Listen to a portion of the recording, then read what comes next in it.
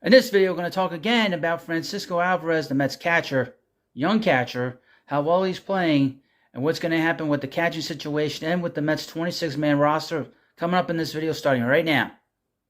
Now, before we get into this video, I would hope that you would subscribe to the Baseball Hut and like this video and leave comments in the comments section right down there. So we'll talk about the Mets a little bit, obviously, and in particular, Mets young catcher Francisco Alvarez. Couple of things. That game last night, again, Senga's got to do a better job of not walking the ballpark early on. And the Mets had a lead in that game, which was one of the few rare times the Mets lost the game and they had a lead early. But they had to hit. They have to hit. Now, they've actually lost some momentum having the day off, I guess. And like I said, they don't play well in Chicago. I'm a little concerned for tonight's game, especially with Carrasco pitching. And I think the wind will be blowing out tonight. So I'm a little concerned with him in that ballpark against that team. They do hit some home runs. They do have a little bit of power on that team. But let's talk about Francisco Alvarez. There's been a lot of talk that the Mets are going to send him down a few days ago just based on the roster crunch at the catching position. Now, as you know, right now we're talking about 4 different catchers. Francisco Alvarez, who's the subject of this video, and has been the subject of several videos of the last week or so. Tomas Nido, who is on the IL recovering from an eye problem. Omar Narvaez, who the Mets signed in the offseason to a 2-year deal. He came by way of Milwaukee, who was coming back from a calf injury. He's going to be going on a rehab situation in the next day or two. And, of course, the new Met, Gary Sanchez, who the Mets signed about a week and a half ago, and they brought him up on Friday. He played Monday night against the Cubs, and he looked terrible behind the plate, by the way. But we have 4 players. The only player of the group that has a minor league option is Francisco Alvarez. But I think it's pretty clear that we don't want to send him down. We don't want the Mets sending him down. We want the Mets to play him every day. Once in a while, play Narvaez or play Nido. But they have to sort of come to a decision on what they want to do with him in particular. Let me go through the numbers a little bit. He has the 10th best WAR, which is wins above replacement, since May 1st of position players, according to Fangraph. So Fangraph's WAR has him at 1.1 since May 1st. That's the 10th most wins above replacement in Major League Baseball. So he's been one of the best players in the game for the last month. His batting average currently is .253. His on-base percentage, .316, is a little low. He's got 94 plate appearances and 7 walks and 87 at-bats. His slugging percentage is .506, which gives him a on-base plus slugging at .822. When was the last time the Mets had a player that was at .822 at any level as a slugging percentage behind the plate? What was the anniversary on Monday? The 25th anniversary of Mike Piazza? And his OPS plus is 124, meaning he's 24% better than the average major leaguer, and his wins above replacement currently is 0.8. Which means he's under 1 game as a winning player. So he's affected almost 1 game of the season so far. So he is having a great month of May. I think if you're watching this video, you agree with me that he does not deserve to be sent down to the minors. His defense has been terrific. Now, Alvarez's arm has been pretty good as well. But we're going to have to figure out now, and the Mets are going to have to figure this out, what they're going to do in terms of what they're going to send down. What are they going to do? Because you can't send Alvarez back, and even though he has options, you cannot do that. And it's not so much that the fans will be mad. It's just that he's earned the right to be the everyday catcher here. He's been that damn good. Now, Narvaez has a contract. So does Tomas Nido. So they can't be sent down to the minor leagues. So the Mets have 3 options. Actually, 4 options. One, go with 2 catchers. One will be an Alvarez and another either be a Nido or Narvaez. I would expect it to be Narvaez. Second option is you send Alvarez down. That's not going to happen. We don't want to see them do that. That'd be bad. Bad, not good. Bad.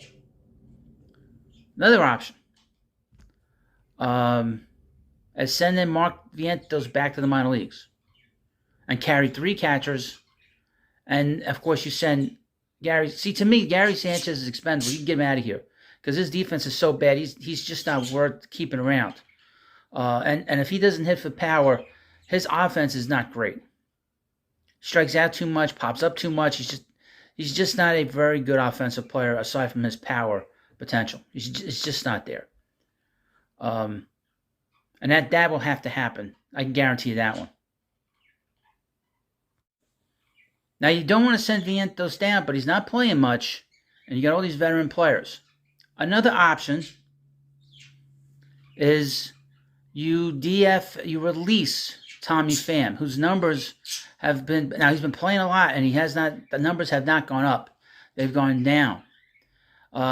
Metrics are saying that his defense has deteriorated.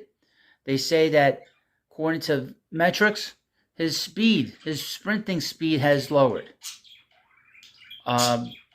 Going into Wednesday's game, he was hitting .210 with a .298 on-base percentage and a .358 slugging percentage. And that's your 4/5 outfielder. If you have Jeff McNeil playing in the outfield a lot of the time, and you have Mark Hanna here, you don't need Tommy Pham. You don't need Tommy Pham, by the way. You don't need him. And I would mention about Mark Hanna. He's been picking up his bat a little bit. And he does a lot of different things. I would not be rushed to move him yet. Now, Daniel Vogelbach, who I am not a big fan of, like I said, his OPS now is under 100, which means he's below average as a player. It's 98.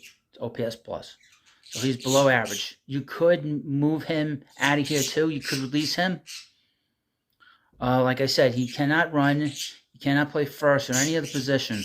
And if he's not hitting for power at a significant level, then he's useless.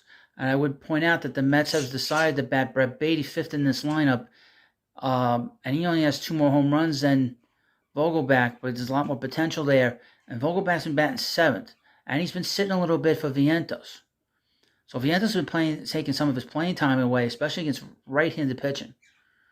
And I would say this as well. Vogelbach went up against a single ball last night, and he didn't look good last night against Marcus Stroman. It looked bad. If he's not going to hit the ball out of the ballpark, and if he can't, and he has to do more than get singles, he has to do more than get walks. He has to hit the ball out of the ballpark.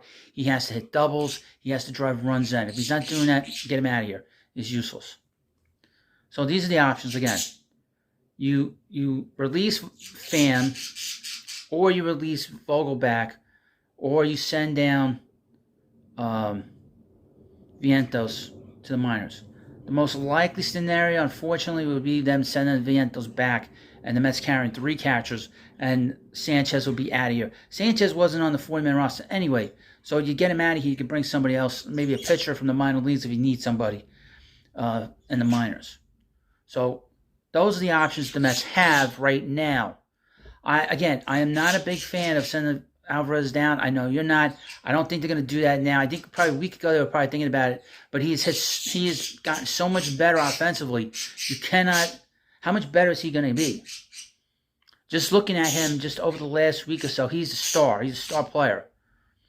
And star players don't get sent down to the minors. You're wasting their bats down there. Again, about Vientos, before I end this video, if he's not playing every day, if he's not getting at bats every day, his average is not going to get better, and he's not going to get better as a hitter. He's just going to be struggling trying to figure out how to, because they play him every day in the minors. That's how they get better. He's not going to get better as a hitter if he's not playing every day, if he's not hitting every day. He has to play. So if he has to play, he has to go back to the minors. Otherwise, make him the full-time DH and get this over with and get Vogelbach out of here, and quite frankly, get Pham out of here at this point. Now, one more thing. Like Columbo, one more thing. Ronnie Maurice's not ready yet. He needs more time. He needs at least another month down in the minor leagues.